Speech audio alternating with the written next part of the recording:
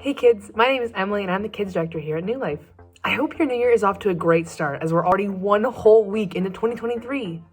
In the next few weeks, we're following along with the big church again. Sometimes at the beginning of the year, we like to imagine all the things that might happen. We like to set goals and make plans for how the upcoming year can be a little bit better than the last one. And that's exactly what we're doing here. We've developed a new plan of action here at New Life, and I'm here to tell you what that is every week. So to start off, this week, we're talking about our mission. We believe that God sent Jesus and we have a part to play in his plans. Our mission at New Life is to inspire others to follow Jesus too. In John 20, verse 21, Jesus said to his disciples, "The Father has sent me, so now I am sending you." So this is our mission, to inspire others to follow Jesus like he taught the disciples to do. Each week, we'll be learning a different hand sign to help you remember our mission. And so this week, it's going to be a fist. Either a fist bump or a fist in the air for our mission. Well, that's all from me. I'll see you guys next week. Bye!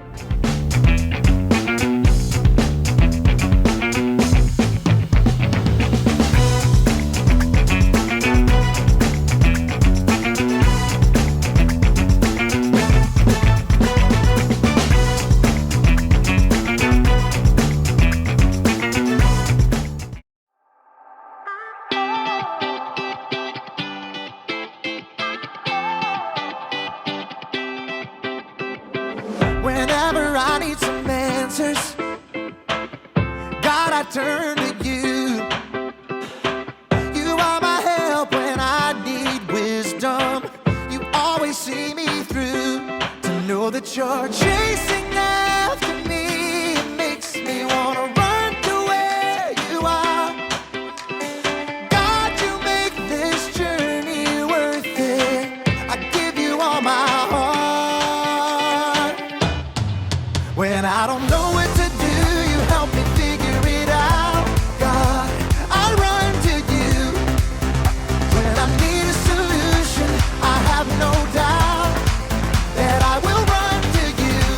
I run to you. I run to you. I run to you. I run to you. Wherever there is freedom, I know that's where you'll be. You make me want to do what's right and be the best version of me. To know that you're chasing after me, it makes me want to run to where you are. God, you make this journey worth it. I give you all my heart. When I don't know what to do, you help me figure it out. God, I run to you. When I need a solution, I have no doubt that I will run to you. I run to you. I run to you. I run to you.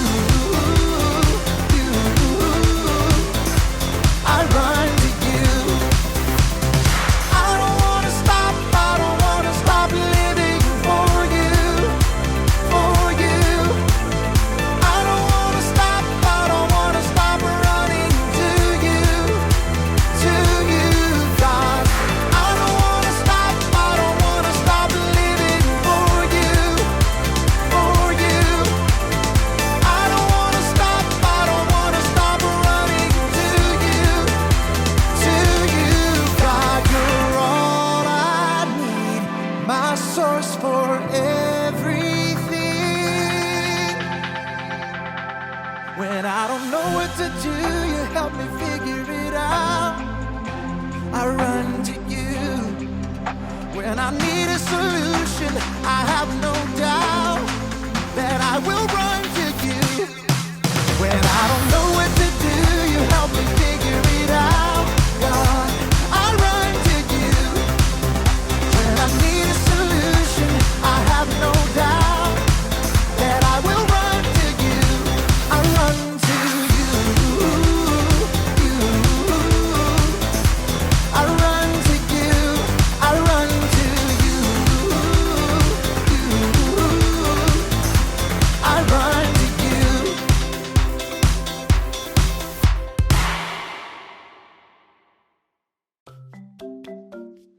Welcome to Story Lab. This week we're talking about knowledge. Well, we take a look at the story of two people who lost something pretty important.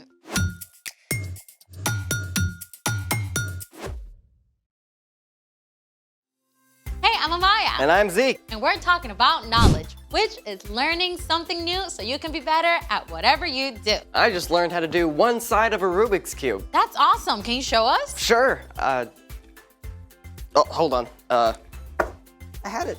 I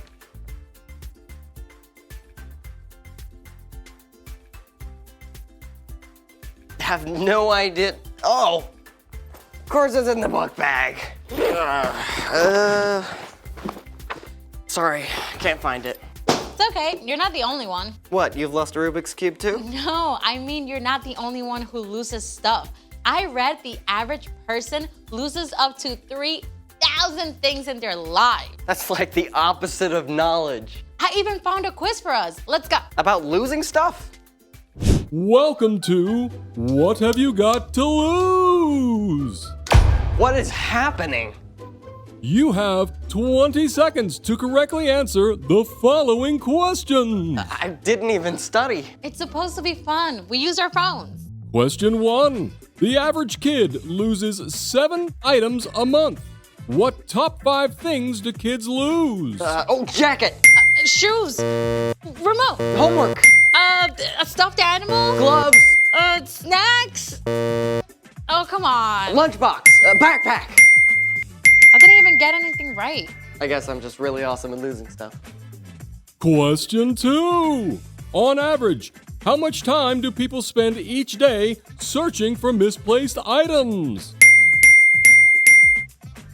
Wait, do we both answer? I don't know. How much time do you spend looking for stuff? Last week I was like 20 minutes late to school looking for my homework. And it's, okay, I usually find my stuff in like 2 minutes.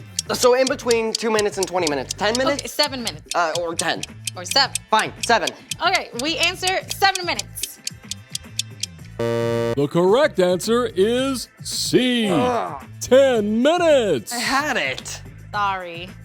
But wow, if most people spend 10 minutes a day looking for lost stuff, that means that's 2.5 days a year totally wasted. 2.5 days I could be napping. Or Yeah. playing Row Builder. Okay, we're 1 for 2. Final question. Forgetfulness can be a sign that you are busy, distracted, or tired. But forgetfulness can also be a sign of what? I bet forgetfulness is a sign of intelligence.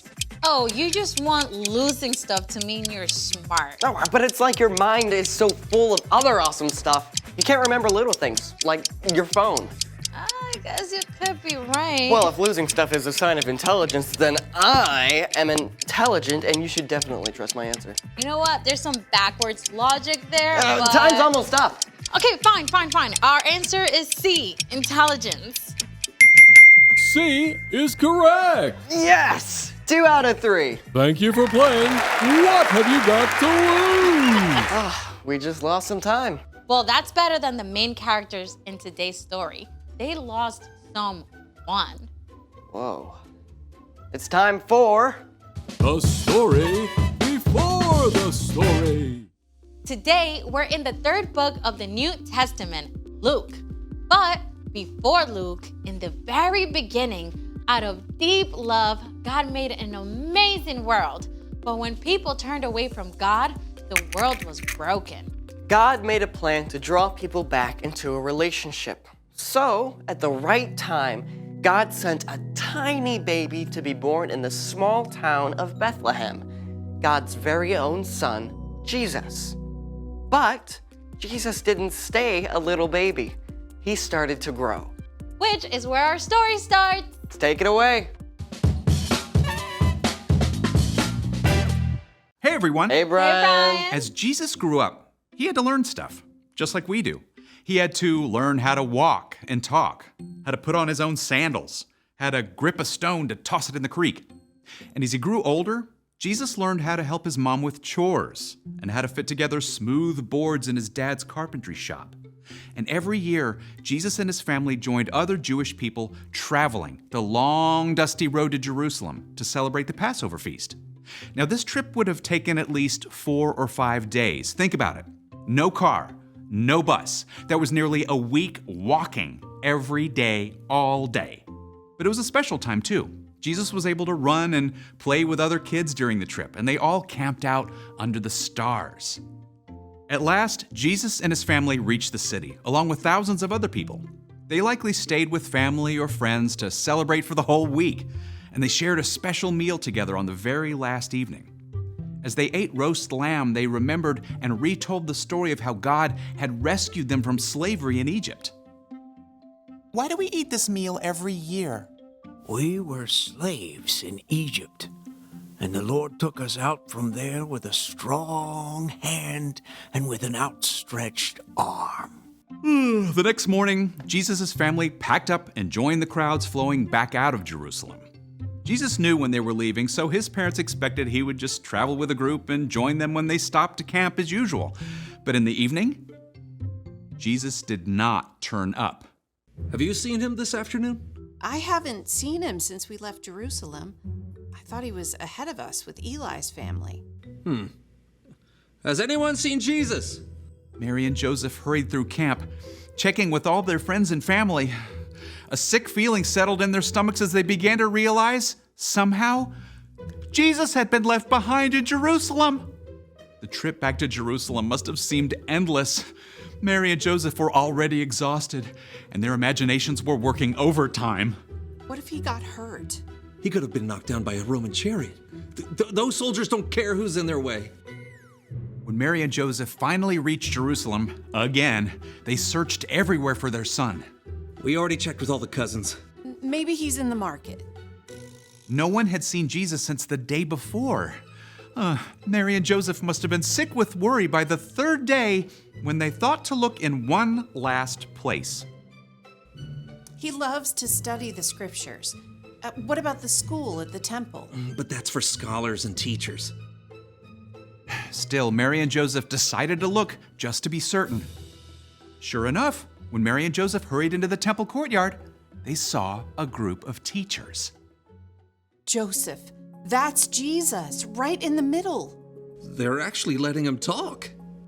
Now, we don't know exactly what Jesus discussed with the teachers, but they were all amazed at how much he understood and at the wise answers he gave to their questions.